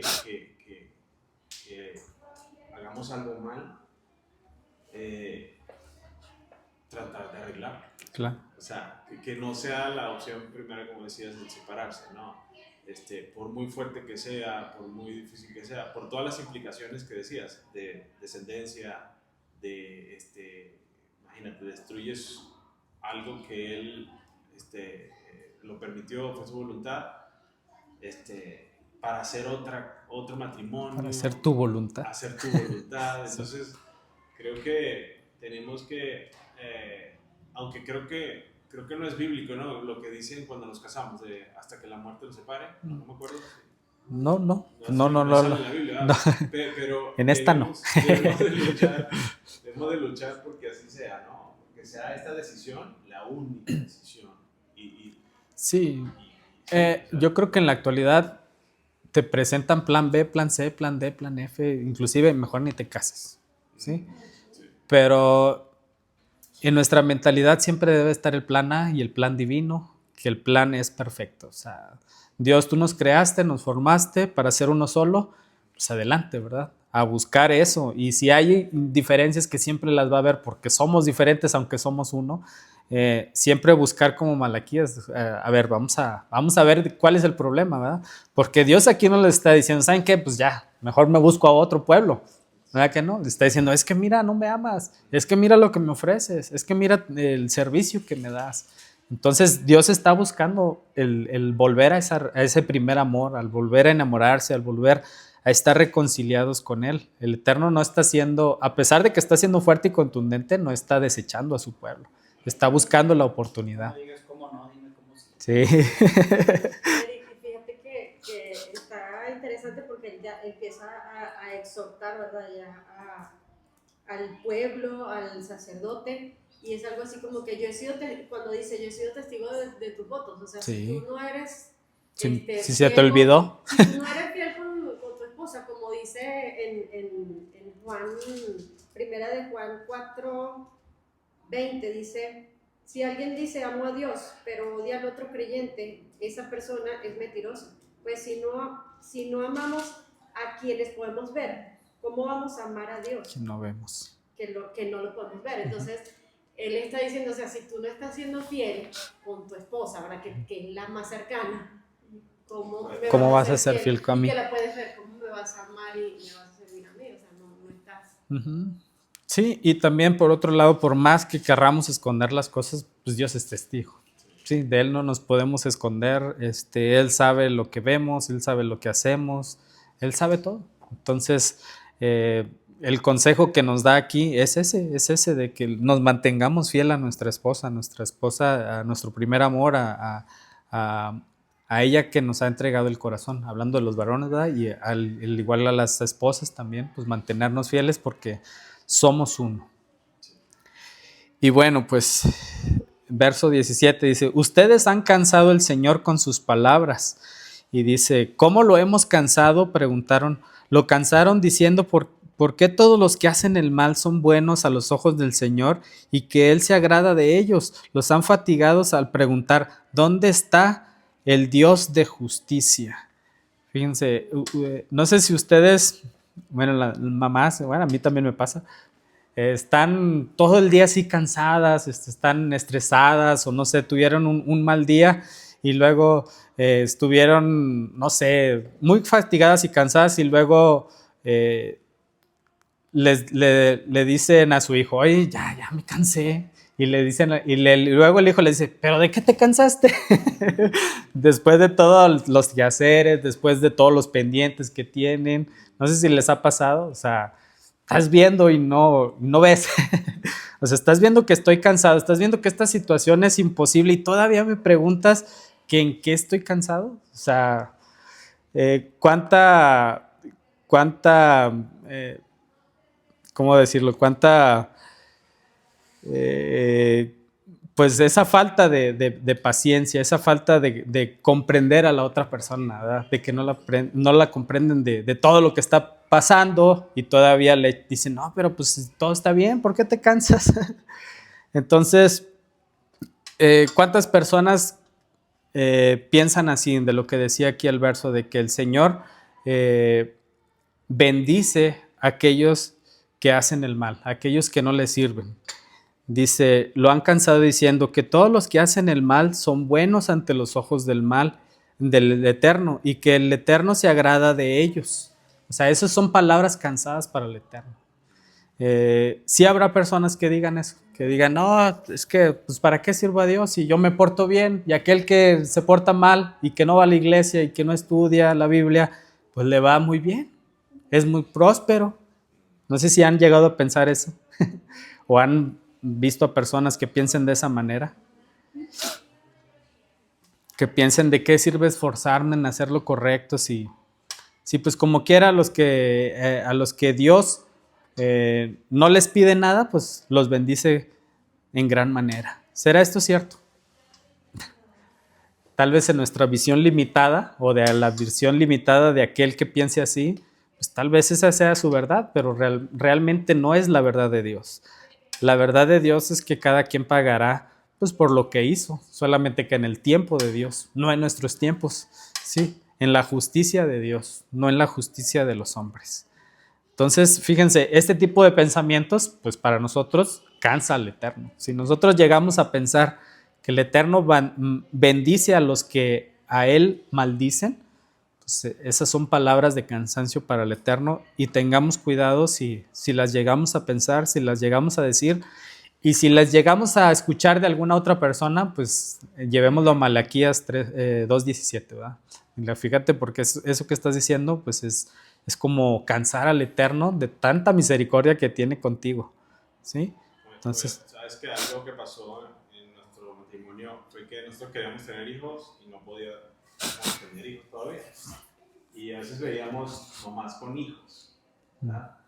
Y decíamos, ¿por qué se lo dio a ella? Y a nosotros no. Es bien mala, Sí, si ni lo cuida. Sí. Como lo trae. Todo sucio, el niño percudido por la calle, mal vestido. Y el Señor no nos da un hijo a nosotros. Así decíamos. ¿Sí? Y ahorita lo dices con el tema económico, ¿no? Financiero, o que a otro lo prospera y a uno no. Pero yo creo que aplica eso. Claro. Lo hicimos mal. O sea, sí. Estar diciendo, mira, esa persona, ¿por qué a él a mí no? ¿por qué a él y a mí no? Sí, lo llegamos a cuestionar, ¿verdad? Pero como les decía ahorita, pues todo va a llegar en el tiempo y en la voluntad de Dios, no en la de nosotros, no a nuestra manera. Si no, nosotros seríamos Dios, acuérdense. Si nosotros empezamos a decir, oye, Dios, dame a mis hijos, entonces tú te crees Dios.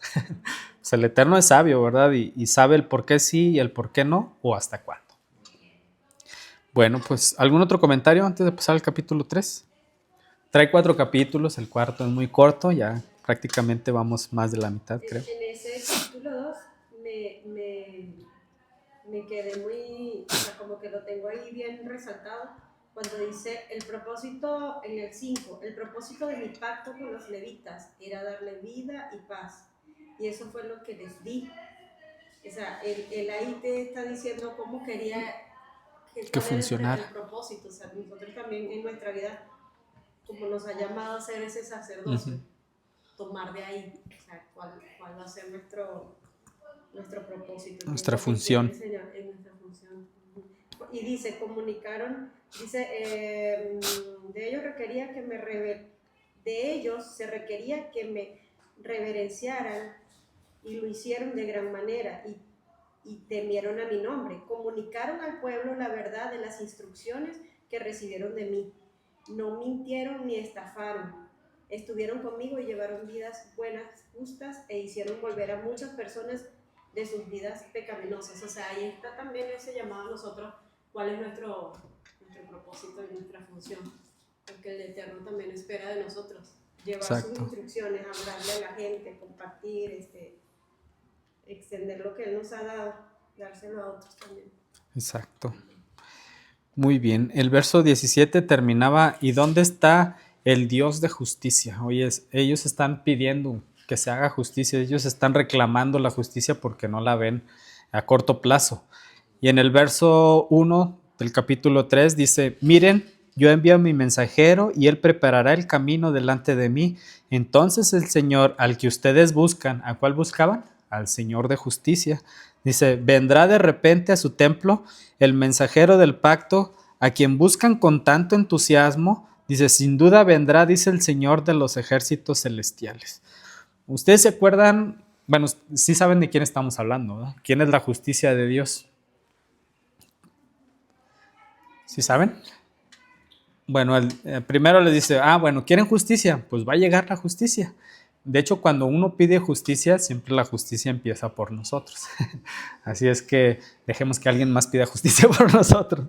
No, así es que, o sea, llega por la casa. Y cuando Yeshua vino a su templo, no sé si se acuerdan cuando él se enojó y entró a su templo, entró al templo del Eterno. ¿Cómo entró? ¿Mande? Con látigo, haciendo y deshaciendo, tumbando todo lo que estaba corrompido, todo el negocio que se había creado ya de lo que no debería de ser negocio, de las cosas santas, fue cuando el Eterno entonces les manda la justicia. ¿Quieren justicia? Pues por la casa voy a empezar. Por la casa de los levitas fue donde empezó y se enojó y lo hizo de esa manera. Eso viene en Juan 2, del 13 al 16. Y en el verso 2 dice, pero ¿quién será capaz de soportar su venida? Ya aquí hablando de la segunda vez. ¿Quién podrá mantenerse de pie y estar cara a cara con él cuando aparezca? Pues él es como un fuego abrasador que refina el metal y como un jabón fuerte que blanquea la ropa. Se sentará como un refinador de plata y quemará la escoria. Purificará a los levitas, refinándolos como el oro y la plata para que vuelvan a ofrecer sacrificios aceptables al Señor. Fíjense, cuando venga va a venir, primero vino con esa intención de purificar, ¿sí? La justicia vino a purificar, vino a presentarnos puros delante del Eterno, ¿sí? El fuego tiene la función de dos cosas, de purificar. De hecho, cuando el oro era tratado, era de esta manera, ¿verdad? Se purificaba, se fundía para que tuviera esa purificación, esa pureza. Pero también el fuego sirve para consumir. Y en esta primera ocasión, el Mesías vino para purificarnos, ¿sí? Para presentarnos aceptos delante de Él, para que esos sacrificios que ya estaban corrompidos fueran limpiados y entonces se presentaran de manera kosher, de manera aceptable por parte del Eterno. Y dice el verso 4, dice, nuevamente el Señor recibirá las ofrendas que el pueblo de Judá y Jerusalén les lleven como lo hizo en el pasado, o sea, cuando ya sean puros, cuando ya hayan estado en condiciones de ser aceptados por Dios. Y dice el 5, en ese día yo los pondré a juicio. Estoy ansioso por dar testimonio contra todos los hechiceros, los adúlteros y los mentirosos. Declararé en contra de los que estafan a sus empleados con sus sueldos, de los que oprimen a la viuda, al huérfano, oprimen de justicia a los extranjeros que viven entre ustedes, porque mucha gente que hace estas cosas no me teme, dice el Señor de los ejércitos celestiales. Entonces, ¿va a llegar el día del juicio? Sí, sí va a llegar. ¿Y quién se va a quedar de pie para poder soportar el enfrentarlo cara a cara? ¿Sí? Marcos, ni con su canción, yo creo. Va a temblar ahí cantando. Pero bueno, o sea, de que todos vamos a pasar por ese juicio, todos vamos a pasar. De que va a llegar la justicia en su tiempo, va a llegar. Y ahí es donde va a ser expuesto todo nuestro verdadero temor, donde va a salir a relucir, pues si realmente amamos o servimos al Señor. O sea, ahí es donde no se puede ocultar nada. No sé cómo se imagina en ese momento, no sé si va a haber un proyector mostrándonos todas nuestras acciones, no sé, todo, se van a sacar ahí, no sé, todos los cassettes grabados ahí, todos los videos de nosotros, pero bueno, va a llegar ese día, va a llegar un día donde todo esto pues tenga que salir a la luz. Dice el verso 6, dice, yo soy el Señor y no cambio, por eso ustedes, descendientes de Jacob, aún no han sido destruidos. ¿Sí? O sea, el Eterno no cambia en cuanto, bueno, pues el Eterno no ha cambiado a su pueblo, ¿sí? Por eso es lo que les decía ahorita, o sea, el Eterno no busca decir, bueno, ahora voy a escoger a Esaú, o a otro pueblo, a otra nación. O sea, yo no cambio y lo que sostuve lo voy a cumplir hasta que se cumpla. Pero así como el Señor no cambia, o sea, así como el mismo Eterno es el mismo hoy y siempre y será, así su palabra no ha cambiado. O sea, el Dios del Antiguo Testamento es el mismo Dios del Nuevo Testamento, ¿sí? Aunque digan lo contrario, ¿sí? El pecado de hace 5,000 años o 6,000 años sigue siendo pecado hoy en día, ¿sí? El adulterio de hace 3,000 años sigue siendo adulterio. Lo que la ley prohíbe comer sigue estando vigente, aunque sepa muy sabroso y aunque se prepare diferente, ¿sí? Sigue siendo pecado, ¿vale? Aunque haya refris y se puedan conservar. O sea, más económica, ¿verdad? O sea, ajuste a tus posibilidades y necesidades. Sí, o sea, por eso todo lo que Dios ha dicho, o sea, sigue vigente y se tiene que cumplir, nos acomode o no nos acomode, ¿sí? ¿Y saben por qué? Porque los únicos beneficiados, o sea, en cumplir los mandamientos de Dios somos nosotros. O sea, realmente no le hacemos un favor a Dios si guardamos kosher, si guardamos Shabbat, si guardamos sus fiestas. O sea, no estamos haciendo más grande a Dios, ni menos si no lo hacemos.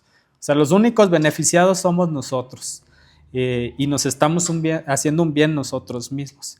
Entonces, el Eterno es el mismo, el Eterno no cambia. Y gracias a eso, pues, también nosotros estamos vivos, también nosotros formamos parte de esta promesa, nos alcanza hasta nosotros. Su misericordia hace que nosotros podamos ser parte de ese plan de Dios, porque Él sigue queriendo a su pueblo. Dice el verso 7, ¿quiere comentar algo alguien? Dice, desde los días de sus antepasados han despreciado mis decretos y los han desobedecido. Ahora vuelvan a mí y yo volveré a ustedes, dice el Señor de los ejércitos. Pero ustedes preguntan, ¿cómo podemos volvernos cuando nunca nos fuimos? O sea, ¿cómo que nos vamos si aquí estamos? Digo, no hacemos nada, pero aquí estamos. Pues es como si no estuvieran, ¿verdad?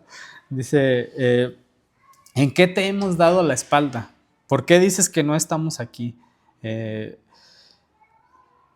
Y aquí viene la respuesta de Dios. O sea, primero Dios les está diciendo, ustedes están muy lejos de mí. No lo han visto, pero están demasiado lejos de mí.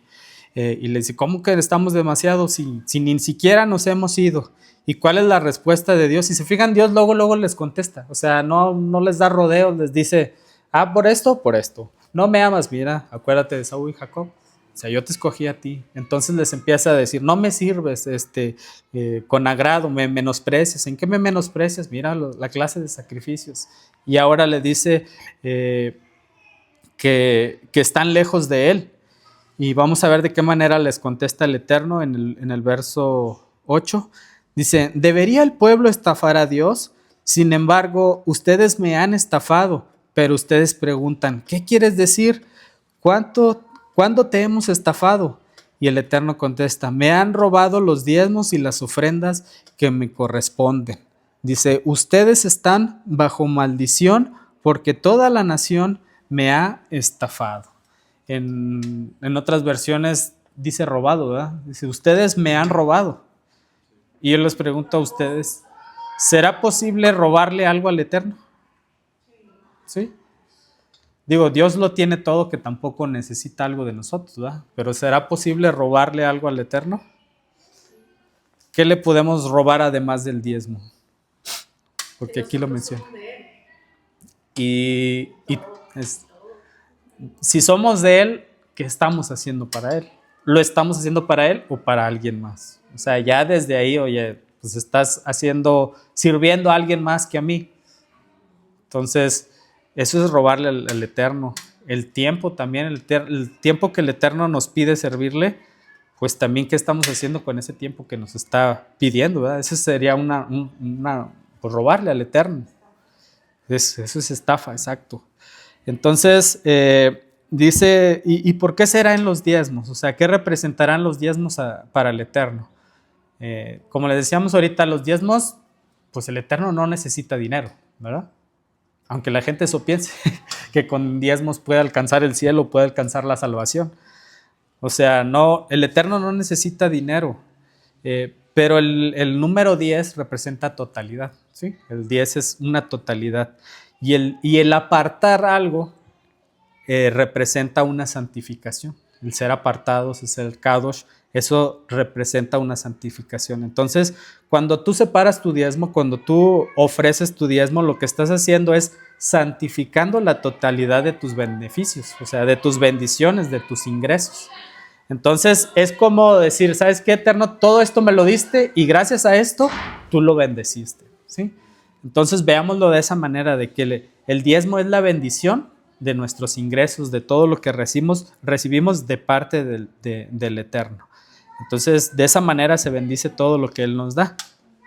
¿Qué pasa? Aquí dice que en el verso 9, dice, ustedes están bajo maldición porque toda la nación me ha estado estafando. ¿Qué sería lo contrario? O sea, ¿qué sería cuando no damos el diezmo? Bueno, pues no nos alcanza, no completamos, no funcionan los negocios, no funcionan las finanzas, pues no hay bendición, ¿sí? Simplemente no hay bendición. Entonces aquí vemos a un Dios que nos da todo, ahorita decías, Aquilino, que nos da la vida, que nos da abundancia, que nos da un trabajo, que nos da alimento, sustento. Y el Eterno lo único que nos está diciendo es, pues tráiganme el diezmo. Eso es lo que pido de todo lo que les doy, ¿sí? Además del servicio y el corazón, pero Él pide esto de manera así como física, de manera palpable para nosotros. Y dice el verso, bueno, de hecho estos versos son los que más utilizan todos los domingos, o al menos una vez cada mes para rescatar esta parte del Antiguo Testamento, ¿verdad? donde se exige el diezmo y mucha gente se aprovecha de esta parte y podría decir, mira, Dios lo exige, mira, es un mandamiento, es una obligación, es una responsabilidad de que tienes que dar, si no quieres estar enojado, si no quieres que Dios se enoje contigo, tienes que dar ese diezmo, ¿verdad? Pero no, pues el diezmo en realidad nos muestra cómo está nuestra relación con Dios y dónde está nuestro corazón también, porque no sé si ustedes, bueno, en Mateo 6:21 dice que donde esté tu corazón, ahí estarán también los deseos de tu corazón. Y en Mateo 1:19 se le acerca un joven a Yeshua, no sé si recuerdan, que le dice, oye, maestro, ¿qué necesito para heredar el reino? Le dice, pues honra a tu padre y a tu madre, guarda los mandamientos. Y le dice, yo todo esto lo he cumplido desde muy joven. O sea, pues ya prácticamente ya tengo todo, ¿verdad? Todos los requisitos. Y cuando el Mesías le dice, ok, entonces todo lo que tienes, véndelo y ve y dáselo a los pobres y entonces sígueme. ¿Cuál fue la respuesta de este joven? Que oyendo el joven estas palabras se fue triste porque tenía muchas posesiones. Entonces era una situación difícil, complicada lo que le estaba proponiendo Yeshua. ¿O por qué lo hizo? Ha de haber dicho este joven, no, pues mejor el diezmo, ¿no? De dar el 100% al dar el 10%, pues el 10. Y si quieres te doy 10, 15, 20. Pero el 100. ¿Ustedes creen que Yeshua quería que se quedara él en bancarrota? Que él se quedara sin ese 100%. O sea, que se despojara de todo. Lo que Yeshua quería mostrarle a él era dónde estaba realmente su corazón. ¿Sí? Decía, le estaba diciendo, ¿sabes qué? Eso va a hacer que tú no puedas heredar el reino de los cielos. ¿Por qué? Porque lo material te está manteniendo aquí en lo terrenal, ¿sí? Y estás ligado a eso que no puedes deshacerte de lo que realmente vale, de los tesoros en el cielo. Entonces, querramos o no, lo aceptemos o no, pues el dinero sí está ligado a nuestro corazón, de alguna u otra manera.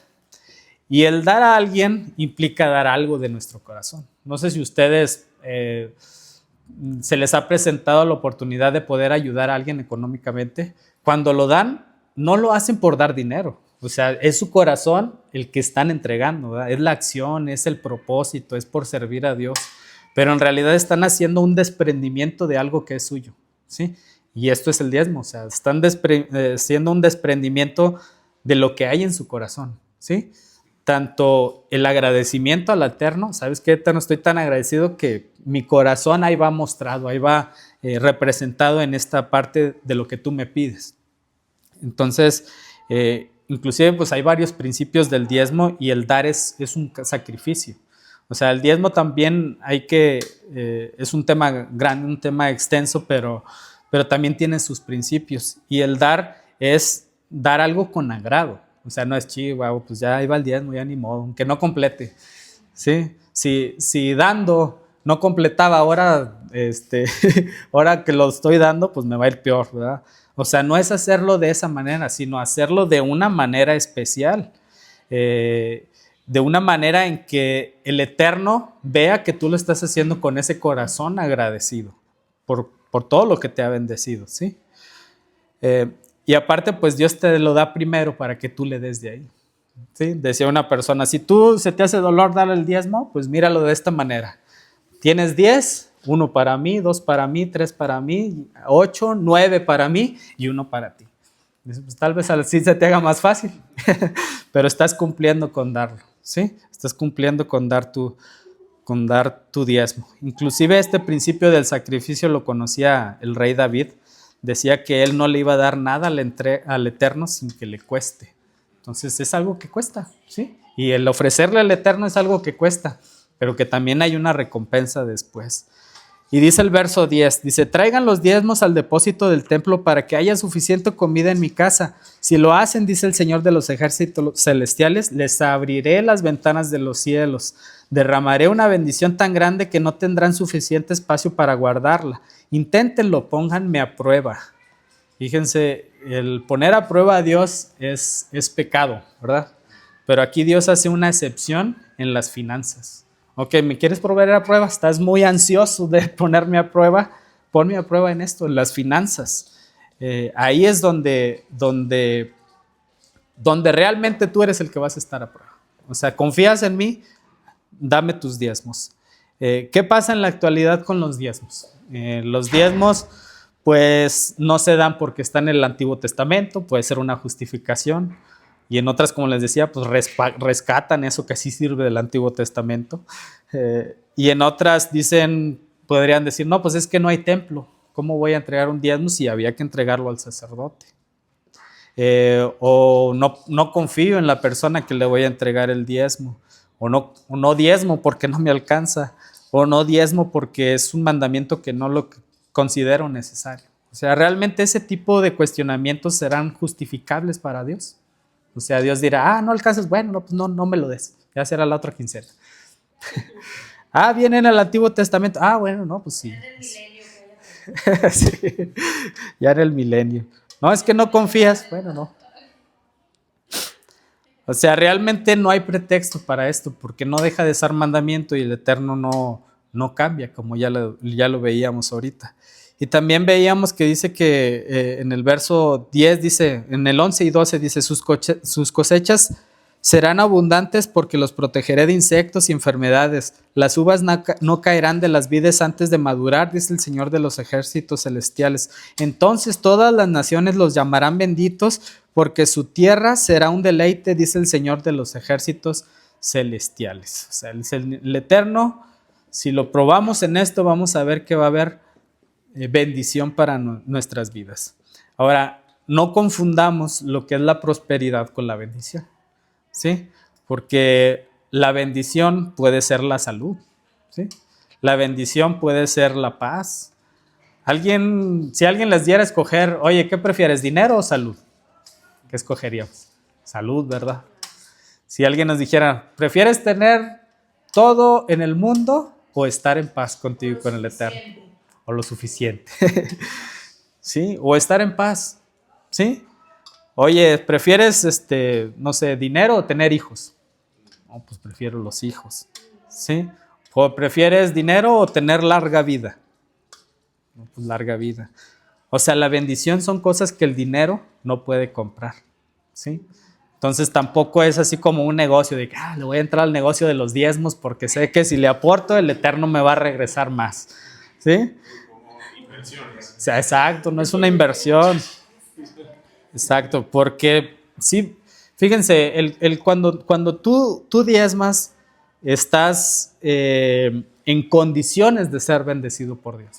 Si tú no diezmas, pues no busques la bendición de Dios, ¿verdad? ¿Por qué? Porque no has dado lo que tienes que dar, no has dado lo suficiente. Entonces, auditando nuestra fe, ¿cómo están nuestras finanzas con el Eterno? ¿Cómo estamos en esa relación? ¿Le hemos robado al Eterno? Como decía aquí la pregunta, ustedes me han robado, ustedes me han estafado. ¿Cómo está nuestra relación con el Eterno de acuerdo a nuestras finanzas y cómo nos va a nosotros? Si no nos va bien, pues creo que hay algo ahí que no estamos haciendo nosotros también bien. A ver, verso 13, dice, ustedes han dicho cosas terribles acerca de mí, dice el Señor. ¿Cómo dicen sus versiones en el verso 13? Muy duramente. Hay otras que dicen que ha hablado violentamente contra el Eterno. Sin embargo, ustedes preguntan, ¿qué quieres decir? ¿Qué hemos dicho contra ti? Y el verso 14 dice, ustedes han dicho que vales, ¿de qué me sirves servir al Eterno? ¿Qué hemos ganado con obedecer sus mandamientos o demostrarle al Señor de los ejércitos celestiales que nos sentimos apenados por nuestros pecados? Dice, si de ahora en adelante llamaremos bendito al arrogante, pues los que hacen maldad se enriquecen y los que desafían a Dios no los castigan ni sufren ningún daño. Fíjense, aquí esto lo veíamos ahorita en los versos anteriores, pero aquí estas también son palabras violentas. Lo que decías ahorita, Aquilino, del reproche, de por qué a mí no. Aquí también estas son palabras violentas del cuestionamiento, del decir, oye Señor, ¿cuándo vas a hacer justicia con el impío si yo que te sirvo me va mal? Lo que decíamos ahorita. Entonces, el hablar violentamente con el Eterno o delante del Eterno es cuestionar al Eterno por lo que Él está haciendo, de la manera en que Él lo está haciendo, y ponernos a nosotros como ejemplo para decir cómo se deben de hacer las cosas. O sea, esas son palabras violentas para el Eterno. ¿Por qué? Porque ¿por qué el Eterno no hace las cosas como de esta manera? Así deberían de ser. Y esas no solamente son palabras, también son acciones. Cuando no somos agradecidos, cuando no somos conformistas con lo que el Eterno nos da, todo esto es ser violento delante del Eterno. Entonces, ya vimos un poco de eso, y pues que esa actitud de violencia ante el Eterno, de cuestionamientos, pues que no aplique en nosotros. ¿Por qué creen que haya personas que piensen de esta manera, de hablar violentamente contra el Eterno? ¿Por qué creen que se cuestiona a Dios? Ya ahorita mencionaba Aquilino por una situación difícil, tal vez que veamos injusto en nuestras vidas, pero pues también puede ser porque hay amargura en nuestro corazón, porque hay inconformidad en nuestro corazón, porque hay envidia, hay sentimientos de envidia, sentimientos de querer tener más que los demás o lo que los demás tienen. Es una actitud pésima, porque ellos no tienen lo que los impíos tienen. O sea, cuando tú no estás conforme, cuando tú ves las cosas a tu manera, cuando nosotros vemos con ojos terrenales, con una visión limitada, entonces no vamos a ver el propósito de Dios, ¿sí? Y nada se va a cumplir de acuerdo a lo que Dios quiere para tu vida. Entonces tenemos que tener un corazón como el de David, un corazón conforme a la voluntad de Dios. Entonces, pues quitemos de antemano esos comentarios o esas palabras violentas al Eterno, porque el Eterno sí, pues es testigo de todo lo que hacemos, de todo lo que decimos y de todo lo que dejamos de hacer también. Y bueno, verso 16, vamos a terminar el 3, dice, fíjense aquí, palabras reconfortantes, dice, entonces los que temían al Señor hablaron entre sí y el Señor escuchó lo que dijeron en la presencia de él, escribieron un rollo de memorias para registrar los nombres de los que temían al Señor y que siempre pensaban en el honor de su nombre. Ellos serán mi pueblo, dice el Señor de los ejércitos celestiales. El día que yo venga para juzgar, serán mi tesoro especial y tendré compasión de ellos, así como un padre le muestra compasión a su hijo obediente. Ante toda esta situación de rebeldía, ante toda esta situación de desinterés, siempre hay un remanente, ¿sí? Siempre hay un remanente fiel con el cual el Eterno tendrá misericordia. Un remanente en el que se acordará el día que el Señor actúe, un remanente el cual perdonará como lo perdona un padre a su hijo, ¿sí? Aquí vemos que hubo un cambio de ciertas personas y que Dios consideró eso. O sea, cuando hay un espíritu de arrepentimiento y hay un cambio, entonces Dios empieza a tomar acciones, empieza a considerar a las personas. Entonces también dice que los va a llamar un especial tesoro. Un especial tesoro, ¿por qué? Porque son temerosos del Eterno, porque guardan sus mandamientos y porque son fieles a sus pactos. Y auditando nuestra fe, ¿de cuáles queremos ser? ¿De los que cuestionan a Dios? ¿De los que hablamos con violencia al Eterno? ¿De los que son rebeldes ante el Eterno? ¿De los que le robamos? ¿O de los que son su remanente fiel? ¿De cuáles queremos ser? El remanente fiel, ¿verdad? Y el verso 18 dice, entonces de nuevo podrán ver la diferencia entre el justo y los perversos, entre los que sirven al Señor y los que no lo hacen. Y pues capítulo 4 dice, el Señor de los ejércitos celestiales dice, el día del juicio se acerca ardientemente como un horno. En aquel día el arrogante, el perverso será quemado como paja, serán consumidos desde las raíces hasta las ramas. Ahorita decíamos que el fuego o purifica o consume, ¿sí? Entonces va a llegar el tiempo del día del Señor.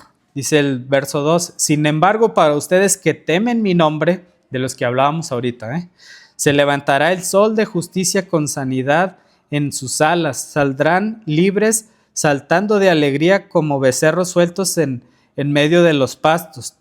El día que yo actúe, ustedes pisotearán a los perversos como si fueran polvo debajo de sus pies, dice el Señor de los ejércitos celestiales. Entonces, ¿el Eterno tendrá compasión de su remanente?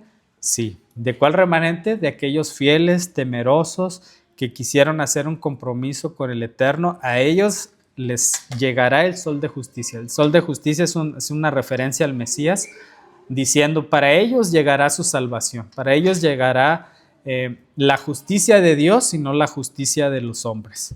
Pero ¿dónde está la clave? La clave está aquí en el verso 4. Acuérdate de obedecer la ley de Moisés, mi siervo, todos los decretos, todas las ordenanzas que entregué en el monte Sinaí para todo Israel. Aquí está la clave. La clave está en guardar la ley del Eterno. ¿El Eterno ha cambiado? Pues no, el Eterno sigue vigente en el Antiguo Testamento como en el Nuevo y en la ley como en la gracia. Sigue estando vigente.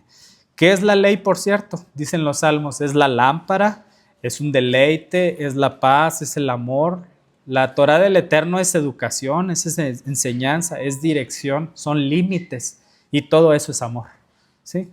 Entonces, pues simplemente la ley nos va a saber cómo conducirnos cuando lleguemos para llegar a la salvación, para llegar a Yeshua, ¿sí? La ley no te salva, pero sí te enseña el camino para llegar a la salvación. Entonces, dice versos 5 y 6, dice, Ya con esto terminamos. Dice, miren, les envió el profeta Elías antes de que llegue el gran día terrible del Señor. Sus predicaciones harán volver el corazón de los padres hacia sus hijos y el corazón de los hijos hacia sus padres. De lo contrario, vendré y haré caer una maldición sobre la tierra. Bueno, pues todos conocemos que va a venir un día, este tiempo, el tiempo del Señor, el día del Señor, el día del juicio, pero también va a llegar un mensaje, antes de ese juicio va un mensaje de parte de Elías. El profeta Elías o el espíritu de Elías, ese mensaje de Elías es un mensaje de arrepentimiento, es un mensaje de reconciliación con el Eterno, es un mensaje de reconciliación de los padres a los hijos y de los hijos a los padres. Pero también haciendo referencia a los padres, es un mensaje que nos va a llevar a los patriarcas, a Abraham, a Isaac, a la fe de ellos, ¿sí? O sea, cuando tú tengas esa convicción y esa fe de esos padres, es cuando va a estar ahí Elías anunciando ese tipo de arrepentimiento. Regresa a la ley, regresa a tus padres. Y por otra parte, a los hijos les dice, hijos, regresen a sus padres. Es la historia del hijo pródigo. O sea, regresen a casa, aquí hay vida, aquí hay oportunidad, te estamos esperando. Pero siempre el cambio tiene que empezar por nosotros. ¿Y saben por qué? Pues porque Dios ya está listo. Los que faltamos somos nosotros. O sea, Dios ya nos está esperando de que nosotros volvamos a Él, de que nosotros regresemos, nos arrepintamos de todo corazón, que tengamos ese arrepentimiento genuino y poder entonces estar en su presencia. Porque cuando llegue el día del Señor, el Eterno se acordará de aquellos temerosos y obedientes que tenga registrados en ese libro, en el libro de los que agradan al Eterno. Y bueno, aquí traigo un cuadro. ¿Mande? Sí, ya saqué el libro. Donde yo les pregunto si auditando nuestra fe quisieran estar en este libro.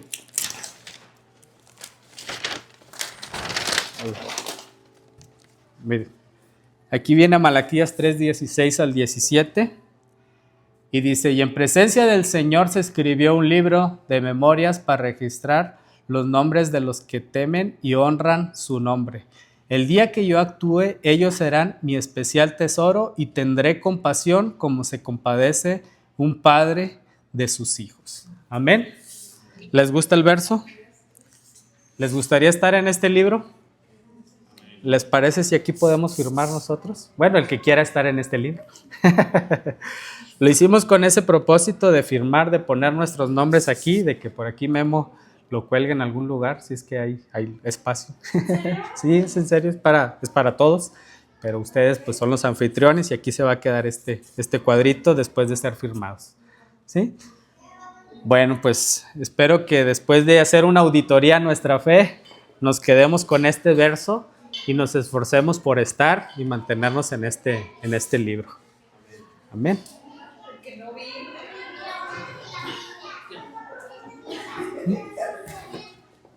Bueno. Así no vendré.